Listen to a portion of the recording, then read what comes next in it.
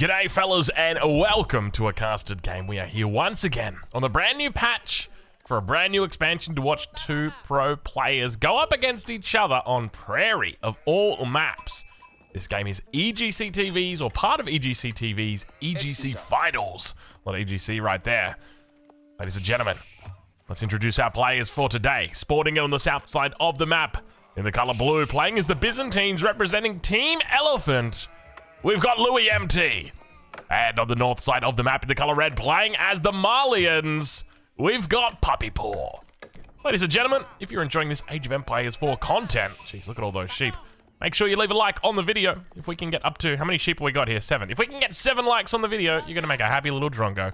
Anyway, let's get into it because we got ourselves a great little matchup here. The Byzantines, the Malians. Are we going to be seeing a Dark Age barracks? And I think we might indeed be. This seems to be the theme up against... Oh my god, he's Cistern rushing. Oh, he's actually doing it. Oh, he's pulling a Fitzbro right now. He's actually doing a Cistern rush. Now, for anybody wondering why you might be doing a Cistern rush on a map like this, let me explain to you why. The Cistern has got a special technology available only... Is he going to pull Vils with this as well? Oh, he could do massive damage here. Oh, he's got to do a forward barracks. Oh my lord, it's absolutely ludicrous. Look at this. Puppy Ball's got no clue. So the reason the Cistern comes down here is because of Acrotoid defense. It arms nearby villagers with stronger weapons and increases their armor by 2 for 30 seconds. Oh my god, I can't believe he's literally doing a Cistern rush. You better believe we're getting... This is going on the front cover. We are going on the front cover here. I love the Byzantines. This is why we cast so many Byzantine games. I like the Byzantines. There was a guy who called me out. He said, Drongo, I hate that you only cast Byzantines and the Japanese. And I said, and someone else responded saying he only casts the civilizations that he plays. And I just responded saying, I'm actually a juicy man. That's what I do, but let's get it. Let's get the screenshot. This one's going on the thumbnail. We've got to get it nice and early in here. Have a look at this. Villager working its way through, slowly coming in. Lamentinite is now up online. And it just makes so much sense in this matchup. This matchup is a matchup where you have the potential to do damage early. Up against the Malians. Oh my god, he's going for an outpost as well. God, does this get any juicier than what we are seeing right now? So the Malians have got quite a bit where of damage that can be done early on. And this is difficult to deal with. You've got two options as the Malians in doing this. So number one is you put the landmark down on the pit mine, and that's going to give you a fair bit of flexibility in dealing with that, but obviously it kind of pigeonholes you towards a specific landmark. The other option that you've got is rushing up to that feudal age and getting out an archery range very quickly and making sure you have archers out just to help defend against the Lamentinite push. But have a look at this. This is absolutely amazing what we are witnessing here. This is the stuff of legends. This is for sure. So, fellas, this weekend, make sure you go check out EGC TV. 15 GMT, Saturday and Sunday, is when you want to be checking them out. I'll leave a link in the description of where you can watch them live. And have a look at this. He's now going to start working down the pit mine itself. He's already focused on that single first house. And then he's just said to himself, well, I might as well just go for the throne here. And this does make sense, right? The pit mine's got 1,500 health. The house has got 500, but the pit mine costs 150. Is this villager gathering? No, villager, you're meant to be sieging down. Outpost coming up here as well. He could just push this if he wanted to. The town center will provide a little bit of cover. In fact, he can't push it. So now Lamentinite just going to be looking to try and stop, or rather looking to try and siege down this pit mine. You can see it's a little bit of a race here. He wants to make sure he gets this up, but remember that with this outpost coming up, you're going to have to keep villagers idle, and he's going to bring a villager out to repair as well. Puppy Paw. The question is going to be about whether he's able to get a solid defense in here, and you can see almost taking out that villager. Manages to do a decent job. Arrow slits. Do we see it on the way? No, doesn't look like it. Scout's going to jump inside. A couple of villagers nearby as well. Villager going to be pulled up to repair once again. I don't think he's going to be able to take out the pit mine. Very smart moves here by Puppy Paw on the defensive here. I'll tell you what, I'm a little bit confused by this at the top because you've got one player on the left, one on the right, but they're switched around. I think we can hit this button and that flips them around, so we can do that for now. Seeing as they are on top of each other, we'll keep them that way for now. But you can see the villager is quite low health. He might want to probably pull that bad boy back. He's trying to take out the villager. You can see he's almost baiting it out right there. But now, once again, more Lamentinite going to be joining the queue. And remember behind this, expect to see an archery range coming out shortly. He's really struggling to keep it alive early on, and now got that. Now that he's burning down the house, and you can see the outpost once again. I think he wants to try and balance it. Yeah, you probably want like 2 to 3 Lamentinite in here, and then 2 to 3 sieging out here, because they've got the shield wall, and the shield wall makes them take less damage from the toll outpost. So it is a difficult thing to face off against here, and you can see he's working it down. I think he might actually have it here, and indeed he will. 25 health on it. It's going to go down the pit mine, and early on, the Byzantines secure a very strong position in this game. This is feeling really good for the Byzantines. Louis doing an incredible job here. If he didn't get the pit mine, you would have to say that he didn't achieve enough. But the one thing I want to throw out here is this Cistern. This is nice for the Akratoy defenses, but he hasn't really used it too much just yet. We see the villager just kind of chilling out, biding his time here, and he's... How much range does that outpost have? That outpost does actually have enough range to hit any units in here, so he's just going to chill out for now. Won't be able to take out any of these houses, except just with the arrows, so it's going to be a slow and steady crawl there, but mining camp on the front line here. Probably a little bit fearful about sending that villager back, acknowledging that there is a scout on the map, and it is present. Grand Winery going to be coming up, though. Plenty of berries on this map. I've just realized there are so many berries on Prairie. Have a look at this. This is actually a really good Byzantine map. Hey, can we, let's petition the devs to get Prairie back in the map pool, because, well, we need as many Byzantine positive maps as we can possibly get. You guys remember back in the day when Rus were really strong, and, like, they put Hideout in the map pool, and you used to be able to get, like, 68 gold income off a single hunting cabin in the Dark Age? That was crazy, man. That was crazy. Look, all we're asking for is berry bushes. How many do we even have on this map? God, look how many there are. This is ludicrous. 1, 2, 3, 4, 5, 6, 7, 8, 9, 10, 11, 12, 13. Is it really 13 sets of berry bushes? Man, Byzantine enjoyers are gonna love this map. This is something else. Archery range is up. Javelin throwers coming out as well. Grand Winery almost online. It's a 7-minute age up for him, but he's done damage early on here. Denied out the large gold vein, which is very important.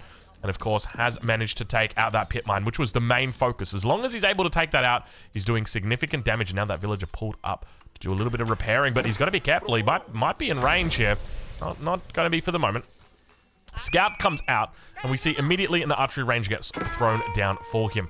Behind the scenes, it's just going to be a slow and steady working out. And I'll be honest, this is not the most fun cast for me, just because you've got an outpost attacking an outpost and an outpost attacking a house, and it's just going to be attack alarms going off this entire game, because neither of these outposts are going to stand down. They will stay strong for this game, and that's going to be tough as a caster for me to put up with. But look, you guys are going to have to put up with it as well. So look, we're in it together. Anyway, other side of the map, upgrades are now starting to come through here for Louis. You can see he's gone for the double broadaxe. He's going to get that fortification up as well. The Byzantines playing this game hard.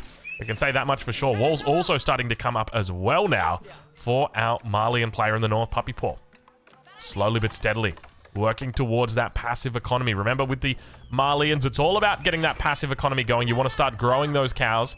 Growing those cows? Yeah, I guess you kind of grow them, don't you? Well, not growing the cows, but growing the number of cows. That's what you want. But we'll check in now on that south side and see exactly how Louis is doing. He's got that first cistern up. I'm almost tempted to say, delete this cistern on the front. Just delete it. It's called this.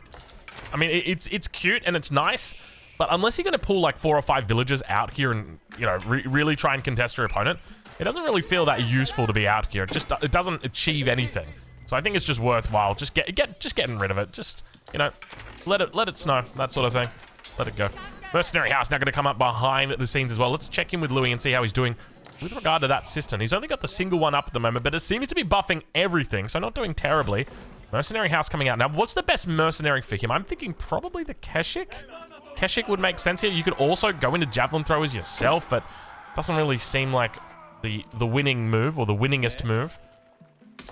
I think Keshiks are going to be the play here, but we'll have to see exactly what he looks to go into. He's got plenty of olive oil in the bank here, and we can see that villager did manage to survive, so he managed to keep it alive. And now going to be throwing down a forward blacksmith. Okay, this is starting to get a little bit weird. He is really setting up base camp. And now back towards the base. Is that longbows? Don't tell me that's longbows coming through. It is longbowmen coming through. Up against a civilization with javelin throwers. It feels like you already had the opportunity to choose something a little bit different. No. No. No, Louis. No. No, Louis, don't do it, Louis. Come on. Okay, hey, come on. Louis. Quit playing around, man. This is a tournament game, Louis. Louis, there's money on the line here, buddy. The madman's gonna do it. He's gonna build the world's longest aqueduct. You've seen it here first, folks. This is getting a little bit silly. But look, this is a silly game. It is opened up as a silly game. It wouldn't be right if you went into the mid game and things weren't getting a little bit silly here. Like if he just played standard after this open, like Louis, surely you realize that this cistern is just, you know, it's quite simple really. The outpost is going to go down, and when it does, the units are going to come forward with the battering ram, and then they're going to siege down the cistern, and then our aqueduct is going to be all in vain.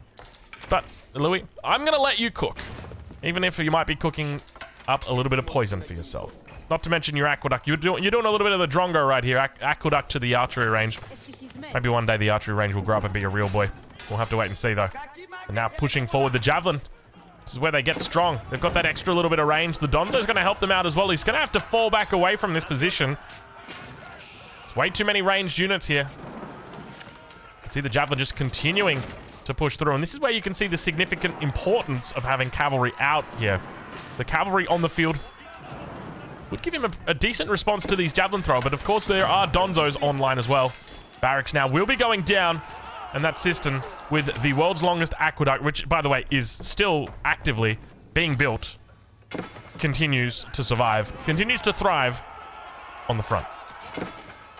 Donzos just chilling out with the javelin throws. Javelin's able to take out the Lametni. And now siege engineering going to be coming through for Louis as well. So both players investing into siege engineering early on. Go on, Louis. Go on. Get him, son. You know, the sad part is I reckon you probably could have deleted this and then paid the 100 stone for the cistern back in your base somewhere. And you'd still probably have change left over from this aqueduct. This aqueduct is absolutely insane how big this is. But just as we thought it might, the aqueduct looks like it's going to be living its last life here. The battering ram is going to be able to set the building on fire. It's only going to be a matter of time until it does come down. Now, he can always bring villagers back here to repair it. Looks like for the moment, he's just going to continue making his way downtown, though. And now towards that front, the Lametni able to tank up a fair bit of damage. Keep in mind, they do get that reduced ranged... they do take reduced range damage because of their shield wall. Soon to be nerfed, I'm sure. Devs can't allow the Byzantine to have anything that's good. I sound like a salty little Byzantine main. That's because I am. I'm not really. I'm a juicy legacy main. You guys know it. Cistern will finally go down right as the network got connected. Look at this. Oh, it's not even connected yet. Oh, you know what? It is connected. It's just that it died on the frame that I came back. Level 1 Cistern. He literally just connected it. The world's longest aqueduct in a professional game. It was connected for a split second. We got to see it for a split second in all of its glory. And now Louis, I can't help but feel like he may have made a slight mistake here going into the longbows. To me, it's like, you know, if you know your enemy's got an archery range, you don't go, oh, I'm going to make a barracks. And that's what it's kind of felt like Louis done to me. And I don't know, there's a part of me that says, okay, but maybe he's kind of like reading the format of the game and saying, okay, but, you know, this javelin together with Donzo is only going to be the early stage of the game. It's only going to be like the first 15 to 20 minutes. He'll eventually switch into archers and sofa warriors, right? But I don't know, man. I don't know. It seems like a sticky situation. Anyway, we'll switch it over to income. 14 minutes through. Puppy Paw looks like he might have a little bit of a lead over his opponent. Javelins now have got that veterancy upgrade, and this is where it gets impossible to fight. You cannot fight into javelins in the Castle Age if you're in the Feudal Age. It makes it near impossible to kill them. They've got 5 armor. You'll have +1 or +2 coming through soon. And you're only doing, have a look at the damage. He's only doing 7 damage here. So he's only doing 2 damage to each of these javelin on the backside. So you've got to be extra careful with them. And now looking to continue kiting away each of these units. You can see he's barely suffering any damage at all there. But the Kairosophon will start coming up and sieging down the pit mine. And damn, that does some quick damage. Look at that right there. Javelin throwers. I mean, to be honest, I don't even really feel like the need to commentate this. The javelin throwers, they will just stand their ground. They will be so strong. The biggest threat that they've got here is the Lametni. That's it. But they're undefeated when they sit here, especially because you're fighting Castle Age against the Feudal Age. that's not that much to be said. Like, it is just, it's a very simple mathematic equation, you know? Like, you can try and kite all day with your 6 ranged attack. The reality is you're up against 5 armor. We've done this math many a time before. But now, working to siege down the other buildings that are out here. He's worked down a house, he's worked down the pit mine. And of course, the javelin still able to work it out. More and more javelins going to be coming in here. Behind this, what's Louis up to? Obviously got that very large aqueduct. Hasn't really worked too much magic with it. He's only got the level 1 cistern for the moment. A little bit of long distance gathering coming through as well. Going to throw down another lumber camp. Does have the Kairusophon going for him, but I kind of feel like it's just a matter of time until Puppy Paw says, hey, I'm not going to permit you to attack me anymore, and then decides to make units other than, you know, Donzo Javelin Thrower. Like, maybe moves into an archer or two. Maybe moves into a sofa warrior or two. Vil's now going to come forward. Oh, this could be good. Oh, okay, hold on. Cattle Ranch will go down here, and the cows, they should get burned straight away. You can see he's actually, oh, the cows are taking damage. It's only a little bit though. Look, you can see how slow it is. Oh, it's a sad state of affairs here. Don't die, cow. Cow, get out of the fire. Get out of the fire, cow. Oh, it's going to be steak for dinner tonight, lads. Oh, we're having a feast. Get in here. Get in here quick. Wow. Louis MT literally cooks Puppy Paw alive. Wow. Damn, dude. Villagers moving forward. You can see them right now. Towards the middle of the map. The archer numbers together with the longbows. Looking to push back these javelin throwers. He's up to 15. Never mind. There was a part of me that thought the 15 villagers were not going to be building a mining camp on the gold vein. Turns out they are. In fact, they've taken out that whole gold on the backside. Wow. This is an impressive amount of gold that's been gathered already early on in this game. As he looked to pick up, yeah, so he started work on this cattle. The cattle carcass slowly. It'd almost be worth investing in a mill just for that single carcass because it's so far away from everything else. Is Louis? Yeah, Louis going castle, which is definitely the right choice here. To be honest, I feel like castle probably should have come a little bit earlier. But I think this is one of the things where you're always fighting against time because you need to push your opponent because you want to keep them away from your base. And he did the right thing in that regard. But the reality is they're just going to push you eventually. Even when they push you back, it's going to happen. And he was trying to find a window to get that age up through. But I feel like he may have already sealed his fate just by going for the longbowman. Keshik's here. It could have been a little bit different. He had decent archer numbers throughout this. But I think the Lament Knight were good. The choice was correct early on, but I felt like he needed to throw in a bit of a switch a bit sooner into that archer number. Build that archer number up to like 15, 20. And then get those, the Keshiks out, maybe a couple of horsemen as well. And then you could have had yourself a nice little bit of a party. But he did decent damage early on. It's just my fear is that even though it was decent, it's almost like there wasn't enough staying power in there. And now he's kind of like, yeah, it just feels tough right now from Louis. I don't know how he holds this. Maybe a Mangonel could do. In fact, a Mangonel could be pretty good right here. That would do very effectively against the Javelin Throwers. Javelin Throwers coming around the back of the base. There are Vils down here, so he could look to clean them out. We'll spot a couple on the front side as well. I'm confident he knows about these Javelin Throwers and now looks to spot sheep. Look at this, double sheep down here on the south side. Javelins will be able to pick up those villagers. There's going to be 2 villagers that go down. 3 villagers will probably go down here. No cavalry still at the moment for Louis. Towards the middle of the map. More reinforcements stream across here. Might be looking to reunite towards the top side of the Byzantine base. And now just looking to pick off these Lamentai as they charge on through. Got plenty of speed here. He needs to make sure he focuses them down individually. Otherwise, he won't have the damage to one-shot them. Now, out on that east side, a couple more villagers going to be chased away. It's either Louis is starting to struggle here. The javelin throw numbers. Have a look how many javelins we've got out here. 40 javelins on the field at the moment. Absolutely ludicrous amount of javelins. Normally a lot more than what you'd see. I'd say that much. But the Mangonel's definitely going to be the right call here for Louis. Let's see if he's able to work some magic with it. The Siege Workshop's out. It's not in range of the Cistern, though. And because of that, it's going to be a little bit slower. I will say, I feel like Louis MT's Byzantines are exciting. Okay, I was going to say they're exciting, but they leave a little bit to be desired. It feels like he's got a pretty decent grasp on them, but mechanically, there's a bit more that he could do. Anyway, we're going to leave it there, ladies and gentlemen. Make sure you go check him out this weekend. EGC TV, 15 GMT, Saturday and Sunday. Be there or be square.